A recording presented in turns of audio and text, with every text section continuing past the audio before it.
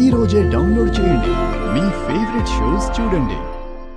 మీరేంట్రా వాళ్ళన్ని మాటలు మాట్లాడుతుంటే మీరొక్క మాట కూడా మాట్లాడడం లేదు? ఏమనాలి చెప్పునానమ్మా, ఏమనాలి, ఎవరిననాలి?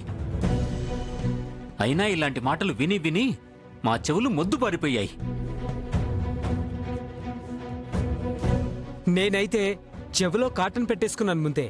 ఏం చేస్తాం, మనకలా రాసి పెట్టింది మరి.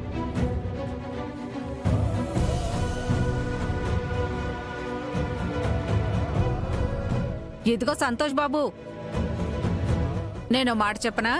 ఏంటో చెప్పండి. అత్యధిక సార్లు పెళ్లాగిపోయిన అమ్మాయిగా గిన్నీస్ బుక్ లోకి ఎక్కేలా ఉంది మీ చెల్లెలి గారు. అవునవును, బాగా చెప్పారు మీరు.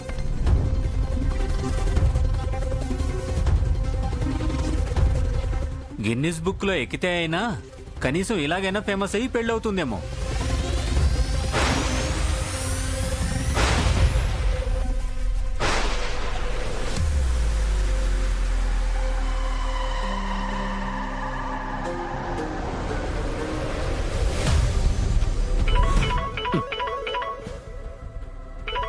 ఇప్పుడే ఇరుగు పొరుగు వాళ్ళకి సమాధానం చెప్పాను, ఇప్పుడు ఈ ఫోన్లో కూడా సమాధానం చెప్పాల్సి వస్తుంది. కర్మ.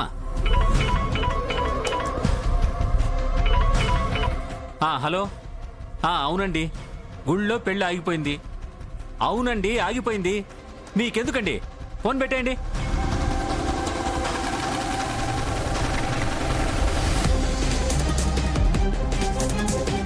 అమ్మా, మీరు కాపుతారా?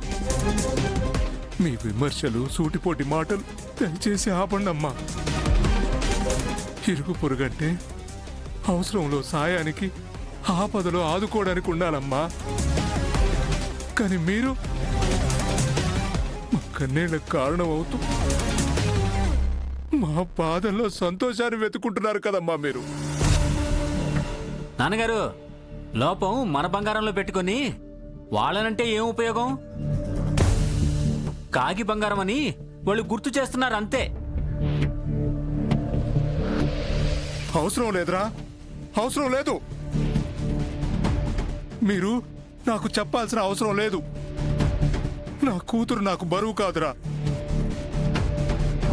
తనని పోషించుకోలేని స్థితిలో నేను ఎప్పటికీ లేను. సార్, పోషించండి సార్, బాగా పోషించండి.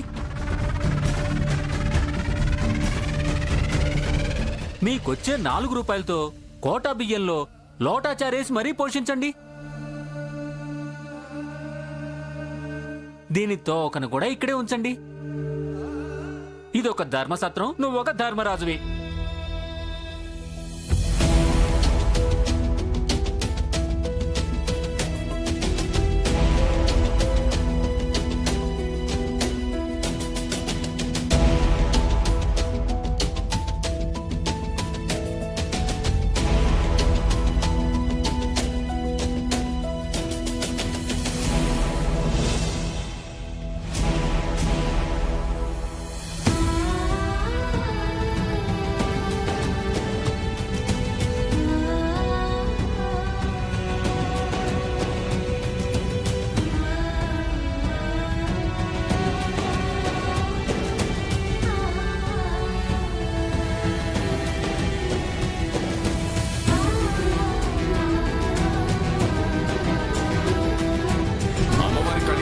మంగళసూత్రం కనిపించకపోవడం మహా అరిష్టం. అందుకని ఈ పెళ్లి కూడా ఆపండి. ఇంతవరకు ఎంతో మందిని చూసాం గాని ఇంత దురదృష్టవంతురాల్ని నేనెక్కడా చూడలేదు. ఇది దురదృష్టవంతురాలు, నష్టజాతకురాలు కాదు. ఇంకేమన్నా పేరుంటే పెట్టండి. అసలు నాకు ఒక డౌట్ వదినా, ఈ పిల్లకి పెళ్ళవుతుందా?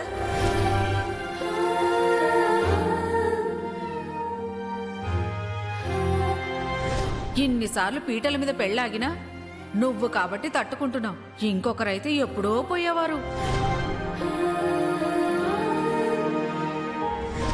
సాక్షాత్తు అమ్మవారి గుళ్ళో పెట్టుకున్న పెళ్లి కూడా ఆగిపోయిందంటే ఇక తనకి పెళ్ళవదు, ఇంకంతే.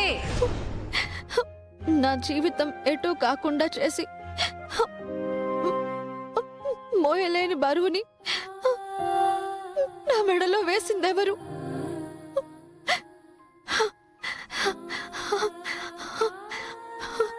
ఇది పగతో ఎవరైనా చేసిన పనా? అందరి తలరాతని రాసే బ్రహ్మకి నా కూతురి జీవితంలో పెళ్లి రాతని రాయలేదా?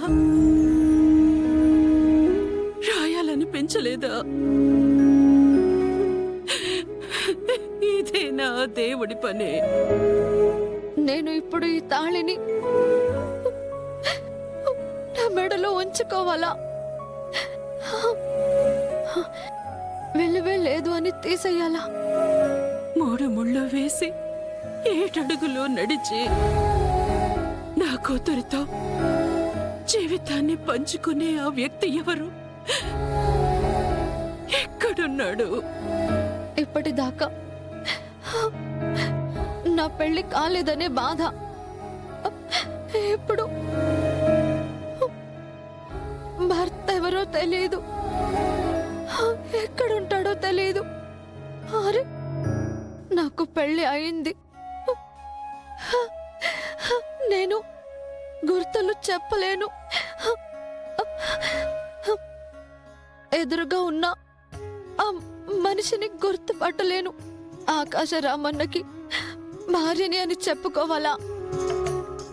చెప్పి ఇంకా ఇంకా వాళ్ళని బాధించాలా? మరి తాళి కట్టిన వ్యక్తి ఎక్కడున్నాడు? ఇది ఇది అమ్మవారి అనుగ్రహమని ఉంచుకోవాలా, లేక నేను చేసిన పొరపాటుకి ఫలితమని ఈ బాధని భరించాలా?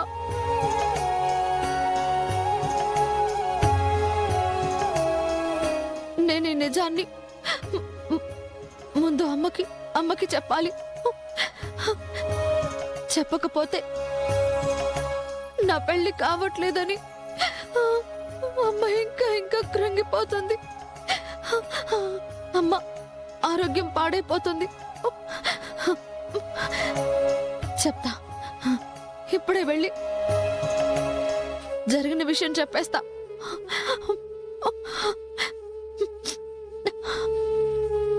పెళ్లి ఆగిన బాధలో జనాలు అన్న మాటలకి పాపం నా తులసి ఎంత నలిగిపోతుందో. నే వెళ్ళి నచ్చ చెప్పి ధైర్యం చెప్తాను.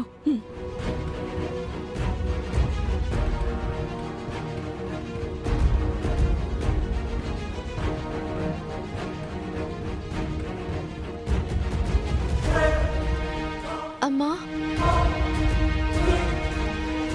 ఏం చేస్తున్నావు? ఈ విషయంలో ఏమి చేయలేక చేతకాని తల్లిలా బాధపడుతూ నుంచున్నానే.